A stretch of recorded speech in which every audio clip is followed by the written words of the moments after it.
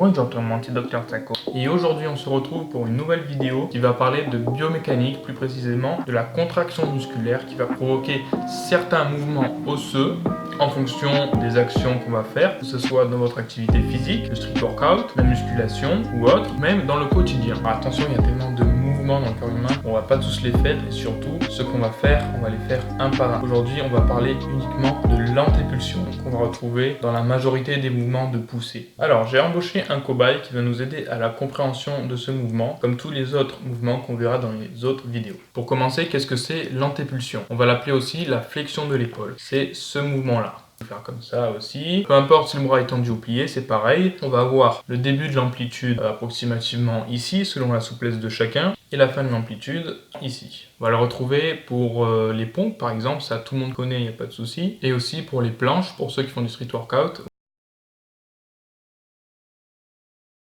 Attention, pendant ce mouvement, pas seulement l'humérus va se déplacer, mais aussi la scapula. En effet, pour chaque mouvement de l'humérus va s'accompagner un mouvement de la scapula. Ici, pour l'antépulsion, l'humérus monte comme ceci et est suivi par la scapula qui va en fait faire une rotation comme ceci jusqu'à la fin de l'amplitude. Pourquoi, me direz-vous, la scapula va toujours accompagner le mouvement de l'humérus?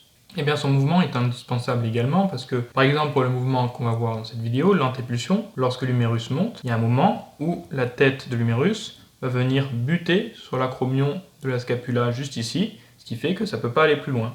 Maintenant, passons aux contractions musculaires. Et oui, parce que pour ces déplacements, il faut qu'il y ait un moteur qui déplace ces segments osseux, et c'est ici les muscles. Nous avons in first le deltoïde antérieur, inséré sur la partie avant de la clavicule, juste ici, jusqu'à approximativement le milieu de l'humérus. Maintenant, le grand pectoral. Attention, ce muscle est très grand, très volumineux et peut servir à plein de types de mouvements. Dans ce mouvement-là en particulier, il ne va pas se contracter de la même manière selon l'amplitude, selon l'angle de l'antépulsion. Pour les pompes classiques, cette amplitude à cette amplitude. Là, ça va être tout l'ensemble du grand pectoral qui va être sollicité, toutes les fibres qui sont orientées d'ici jusqu'ici, comme ceci, en éventail. Donc lorsque ça va se contracter, voilà, ça va rapprocher le segment osseux en avant, pas de souci. Par contre, quand on arrive là, on dit stop et on regarde le grand pectoral et on se rend compte qu'en fait, les fibres qui sont de cette zone-là jusqu'à cette zone-là ne peuvent pas faire effet une fois arrivés à cet angle-là. Parce qu'en fait, si vous voulez, on est en face d'elle, si elle se contracte plus, éventuellement l'os peut aller ici, mais si on veut aller plus haut, ça va servir à rien. Donc il va y avoir plus qu'une seule partie du grand pectoral qui va être sollicitée, c'est la partie claviculaire du grand pectoral ici. Vu que les fibres sont orientées vers le haut, lorsqu'elles vont se contracter, elles vont légèrement pouvoir permettre la fin de l'antépulsion. Nous allons ensuite avoir le coracobrachial qui lui est inséré ici sur le processus coracoïde de la scapula, d'où le nom coracobrachial, jusqu'à sur l'humérus. Donc lorsque ça va se contracter, ça va tirer comme ceci. Voilà, là il n'y a pas d'ambiguïté avec l'orientation des fibres, vous voyez bien que c'est dans l'axe, comme le deltoïde antérieur. Ensuite, dernier muscle, mais pas le moindre, au contraire, il va jouer un très grand rôle dans l'antépulsion, mais beaucoup ne connaissent pas son rôle parce qu'il est réputé pour sa contraction lors des mouvements de tirage. Je parle bien évidemment du biceps brachial. Et oui, le biceps va jouer un rôle dans l'antépulsion, donc dans les mouvements de poussée. Alors pourquoi? Comment ça se fait? Et bien en fait, le biceps, c'est un muscle biarticulaire, c'est-à-dire qu'il passe par deux articulations. Donc oui, il est très réputé pour les mouvements de tirage, parce qu'il va provoquer la flexion de l'avant-bras, étant donné qu'il est inséré sur le haut de l'avant-bras. Mais sa deuxième insertion, elle ne va pas être sur l'humérus. Sa deuxième insertion va être, en fait il va même en avoir deux en haut, une sur le processus coracoïde de la scapula, juste ici, et une sur le dessus de la scapula, là, au-dessus de l'humérus, ce qui fait que lorsqu'il se contracte, bon, ok, là ça peut provoquer une flexion, mais là, ça va tirer l'humérus comme ceci, vers le haut, et ça va provoquer cette rotation. Ça va être pareil pour le triceps, mais bon, je ne vous spoil pas, ça sera pour la vidéo sur la rétropulsion et les mouvements de tirage.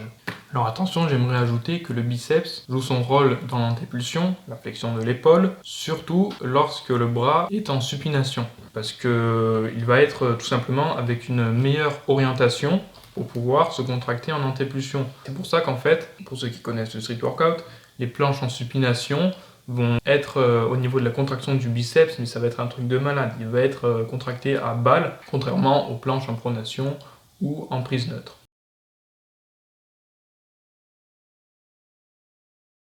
Voilà, maintenant qu'on a vu les contractions musculaires permettent le mouvement de l'humérus lors de l'antépulsion. On va voir, les contractions musculaires permettent le mouvement de la scapula lors de l'antépulsion, qui, je le rappelle, accompagne toujours les mouvements de l'humérus. Il ne peut pas y avoir l'un sans l'autre. Alors, il va y avoir deux muscles qui vont permettre cette rotation de la scapula lors de l'antépulsion. Ces deux muscles vont avoir trois faisceaux. Il va y avoir le grand dentelé, qui va jouer un rôle énorme dans la protraction aussi, mais ça on le verra dans une autre vidéo. Le grand dentelé, alors je vais vous enlever la scapula pour que vous puissiez bien voir. Alors le grand dentelé, il s'insère d'abord sur les côtes. Là on peut voir de partout où il y a les petits points, c'est le grand dentelé. Et ensuite sur le dessous de la scapula à l'extrémité, en bleu. Donc lorsque les différents faisceaux du grand dentelé vont se contracter, ça va avoir une répercussion évidemment sur la scapula. On va d'abord avoir le faisceau du bas des grands dentelés, qui est inséré plutôt sur les côtes du bas, et qui va donc commencer à faire tourner la scapula lorsque l'humérus monte. Je le rappelle, c'est tout en même temps. Ensuite, le faisceau du milieu, qui va continuer à faire tourner un peu plus la scapula, et enfin le dernier faisceau tout en haut qui va continuer à tirer la scapula pour permettre la fin de sa rotation.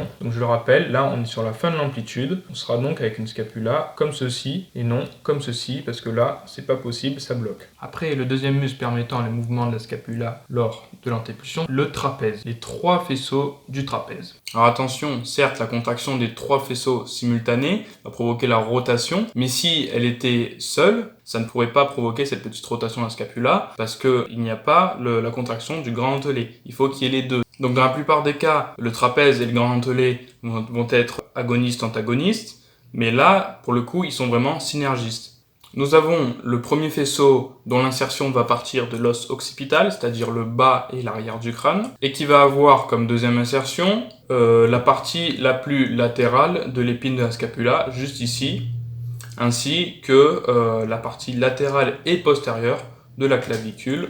Donc en gros, il fait un petit arc de cercle comme ça. Ensuite, nous aurons le deuxième faisceau qui va partir à peu près au niveau des premières vertèbres thoraciques, qui va rejoindre le milieu de l'épine de la scapula. Et le dernier faisceau, le plus bas, qui va partir des dernières vertèbres thoraciques et qui va rejoindre la fin, la partie la plus médiale de l'épine de la scapula, juste ici. Ce qui fait que lorsque ces trois faisceaux vont se contracter simultanément, ça va donner une petite rotation de la scapula comme ceci. C'est une fin de vidéo, merci à tous d'avoir suivi. Dites-moi si les contractions musculaires, les sollicitations musculaires lors des mouvements spécifiques, si ça vous plaît. Si oui, je continuerai, je ferai la rétropulsion pour les mouvements de tirage, tout ce qui est protraction, rétraction scapulaire, je ferai la rétroversion, l'antéversion du bassin, tout ce qui nous intéresse lorsqu'on va faire du sport. Et surtout du street workout, attention. On dit merci à mon ami et on dit au revoir au Dr Tsako très vite dans une prochaine vidéo. Ciao.